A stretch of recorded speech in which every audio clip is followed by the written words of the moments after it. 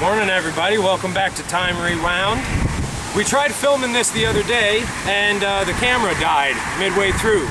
But we've been doing all this stuff with the rabbit tractors, and so we wanted to introduce you to our rabbits, because you may or may not know them, because they're pretty fun, they're all beautiful in their own way, and we talk about them a lot. And also, hopefully, just based on the breed, you might find something that you like if you're considering expanding or starting your own meat rabbit operation. So, we'll start off. This girl right here is Brenna. She is a Dutch doe, and she should be ready to pop out some babies here fairly soon. She's a little skittish, but that's okay. Dutch are considered little meat bricks of rabbit because they don't get to be very large compared to a lot of other meat breeds, but they have a lot of meat packed onto them. So they're not necessarily the greatest for our operation to produce meat, but they're pretty good if that's what you can get. And they look really pretty. Next up, we have Trooper. Trooper is the first rabbit that we bred, that we kept. He was part of a litter that we bred a couple years ago, and we don't know if it was from other rabbits or his tractor at the time, but something caused his eyelid to get sliced, so most of his eyelid was hanging off the bottom of his eye. And even though he was intended to be a meat rabbit, we don't want them to go through life with any kind of injury like that. So I was working for a veterinarian's clinic at the time, got him looked at, and they stitched it back up, but he became a $150 rabbit, so we decided to keep him. He is a mutt, so there's not really a specific breed. If you like what he looks like, look at silver foxes, because they look very similar, but he doesn't have any of that genetics in him. This is Trooper's dad. His name is Fabio, because he was our original male when we first started. Most people start with a trio if you're starting small scale, so 2 females and a male, and he was our male.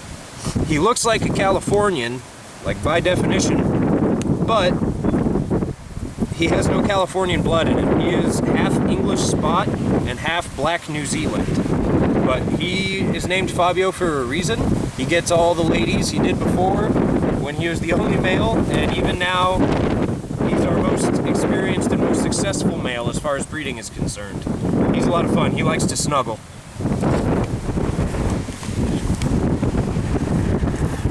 This is one of our 2 original does. This is Jane Doe with her little babies that you can see. And these were bred with Fabio. This is also Trooper's mom. So even though rabbits can inbreed as a survival mechanism, we don't try and do that unless it's for a particular reason. So she usually doesn't get bred with Trooper. But these are Fabios. This is exactly what Trooper looked like as a kit. And she loves to eat anything and everything, but she's a really good mom. She's a nice big champagne, which that's what her breed is. They're a pretty common, maybe not common, but a very good meat rabbit breed, the Champagne d'Argent. They can have up to a 60% dress out weight, depending on your management, where 60% of their live weight turns into meat.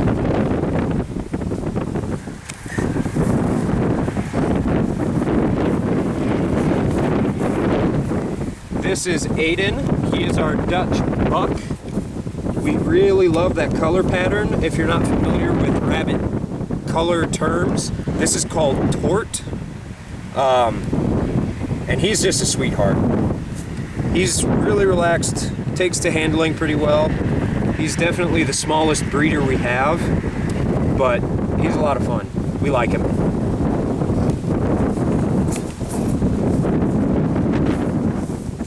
And then in here is kind of ironically named Curious Georgia. She's our other original doe, also a pure Champagne. And when we first got them and they were kits, she was super curious and wanted to go and explore everything. But now she's kind of antisocial. Not all the time. She was one of the last ones to get put outside. and so she's a little less used to being around a lot of stimulus, so she's still adjusting to being outside. But she is a really good mother. That's a pretty universal trait for Champagnes. With the exception of her last litter, none of them made it, and we're not really sure why. So we're gonna keep an eye on that and see how that goes.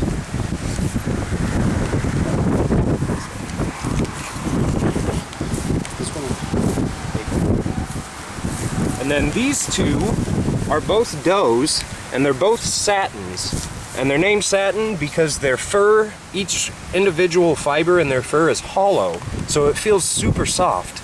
And this one, this brown one right here, is Acorn. She's my new favorite. They're really, really nice rabbits. We got them both actually for free. And what we're probably gonna try and do with her is breed her to one of her babies to try and preserve this brown color. Because it's, as you can see with the breeders we have, you don't always get brown, but we want to try and get some consistent brown, so we may end up breeding her with one of her kits and keeping one of them to try and get it. Neither of these two satin does had been bred ever before we got them. Normally with rabbits you tend to expect the first litter of a doe to not make it, but both of them have done phenomenally well as first-time moms. This is Acorn's first litter. Charlie is the black and white one over there. Her first litter is almost ready for processing for meat, but Acorn had 5 babies, they all made it. Charlie had 8, and 7 of them made it. One was just born underdeveloped, which was unfortunate. We tried to save him, but he didn't develop well enough to properly nurse, and so he died after a couple days. But the rest of them are going on strong.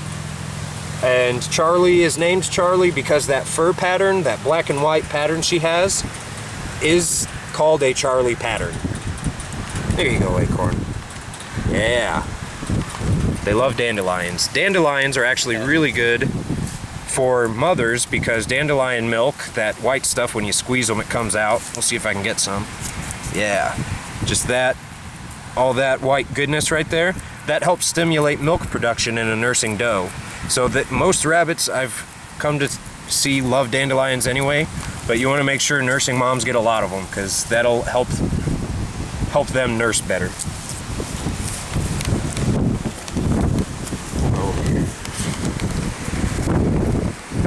And these are the only rabbits we have that are not in tractors. These are from Charlie's litter, and these are the 2 boys that she had.